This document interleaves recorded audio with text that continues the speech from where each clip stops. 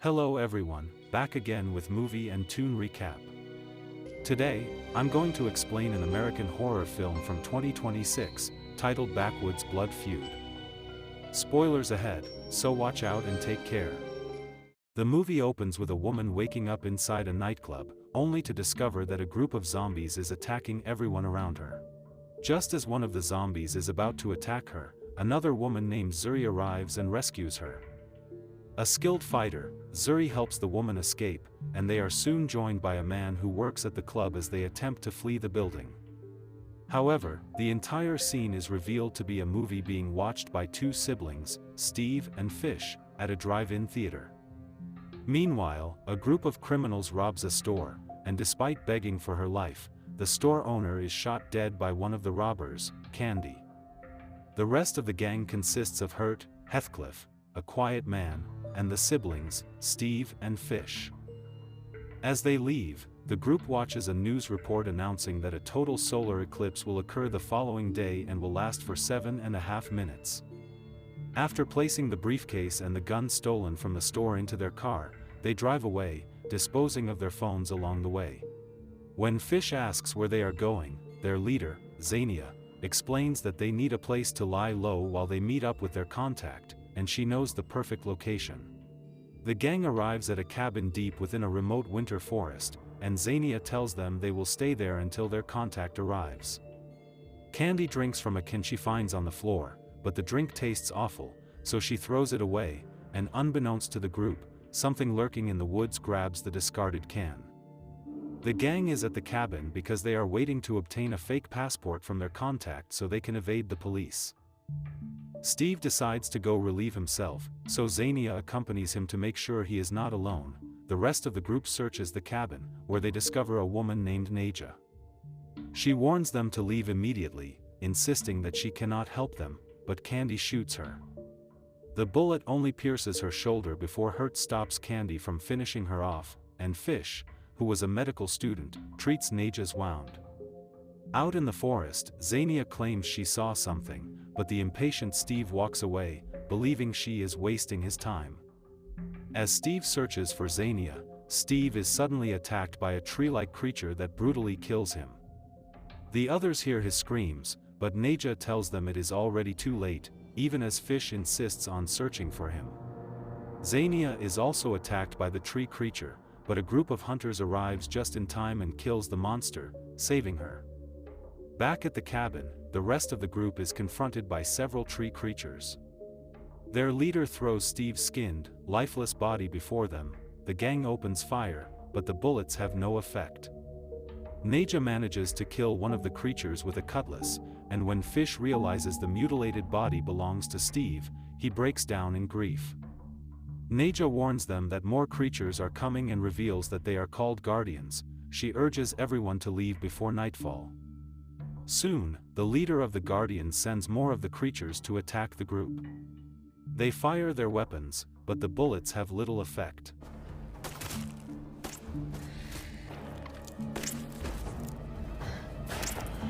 Naja leads everyone into a tunnel beneath the cabin to escape.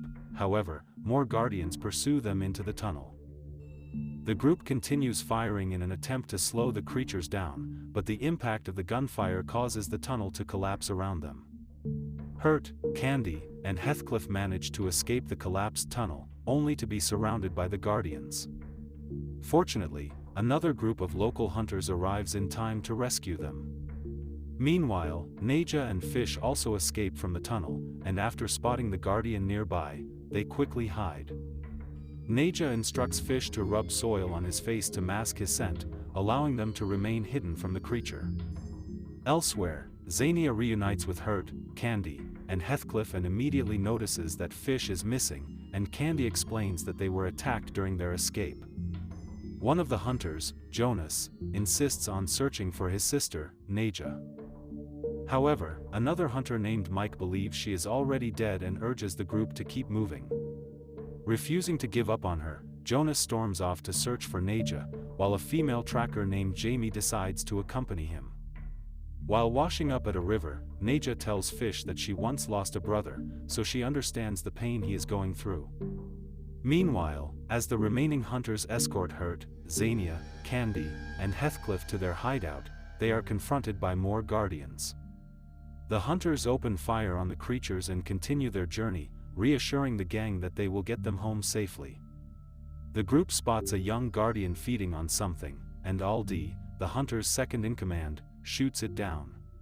Meanwhile, Jonas and Jamie continue searching for Naja, checking places she had previously visited, but she is already gone by the time they arrive. Back at the hunter's hideout, the group's leader, whom everyone calls Ma, angrily demands to know where her daughter, Naja, is. Aldi tells her that Naja died while saving the gang, leaving Ma heartbroken. Confused, Hurt asks what is going on, and Ma explains that they have become caught in the middle of an age-old feud. She reveals that her clan has been at war with the Guardians for a long time, and both sides have chosen to fight until the very end. Wanting nothing to do with the conflict, Hurt and Candy decide to leave, but Ma stops them and insists that they stay for supper. She then calls the housekeeper, OD, who welcomes them inside, shows them around the house, and leads them to their room. Meanwhile, Jonas and Jamie find Naja and Fish and escort them back to the house, with Jonas keeping Fish at gunpoint. Back at the house, Hurt tells Candy about his plan to escape at nightfall, and the two become intimate. As night approaches, the clan begins preparing for supper, and afterward, Candy excuses herself. Candy goes outside, where she overhears members of the clan talking about Naja. They express their relief that they believe she is dead. Back in their room, Hurt hears a knock at the door, and when he opens it, no one is there, unaware that OD has secretly slipped inside. As he turns around, OD confronts him and tries to force herself on him. She proves to be incredibly strong, pinning Hurt to the bed. As the full moon rises, OD begins shaking uncontrollably before transforming into a monstrous creature, shocking Hurt, but he manages to kill her by stabbing her in the neck. Meanwhile, Candy is confronted by members of the clan, who introduce themselves as caretakers and tell her that the moon gives them strength before knocking her unconscious. Hurt makes his way out of the room and arms himself with a gun. He is confronted by a monster, which he kills. Shortly afterward, Aldi attacks him, and after realizing his gun has run out of bullets, Hurt is forced to fight her hand to hand. Aldi proves to be much stronger and begins overpowering him, but Hurt gains the upper hand by stabbing one of her eyes. He then kills her by repeatedly smashing her head with a log, but just then, another person knocks Hurt unconscious. Hurt and Candy later regain consciousness, tied to chairs while the entire clan sits down for dinner. Fish is also brought in, along with Naja and Jonas, who carry Steve's decapitated head. Ma orders some of the clan members to keep watch outside while Jamie leads a prayer before the meal. To the gang's greatest shock, Xenia and Heathcliff are revealed to be members of the clan and had brought them there in exchange for immortality from Ma. Fish asks Ma why the clan is at war with the Guardians, and in response, Ma tells the gang the story behind the conflict. Many years earlier, there was a boy named Chester whom the clan was preparing to transform. At the time, the Guardians were their neighbors, and the two sides lived in balance. However, everything changed when Chester met Sylvian, the leader of the Guardians, and the two mated, resulting in the birth of a child. This upset the balance, and judgment was passed on those involved. Chester was captured, the child was killed, and Sylvian vowed revenge, marking the beginning of the war between the two factions. Ma explains that when the solar eclipse occurs the following day, it will give the clan the strength to destroy all of the Guardians. To begin the dinner, Jonas brings in Steve's decapitated head, horrifying the gang. One by one, the clan members transform into terrifying monsters and viciously feast on the severed head, leaving the gang terrified. After the feast, the monstrous Ma approaches Fish and knocks the gang unconscious.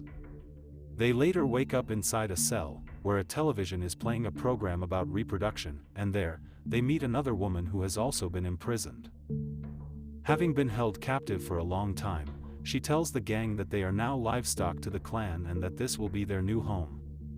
Meanwhile, Xenia breaks down in tears, realizing that Ma is never going to grant her wish despite her betrayal of the gang, and Heathcliff attempts to comfort her.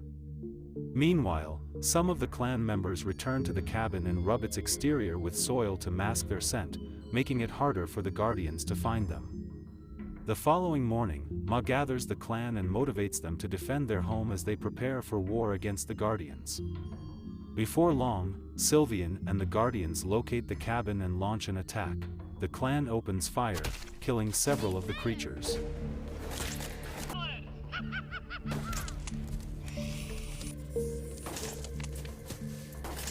However, the Guardians soon begin to overpower them until the solar eclipse begins.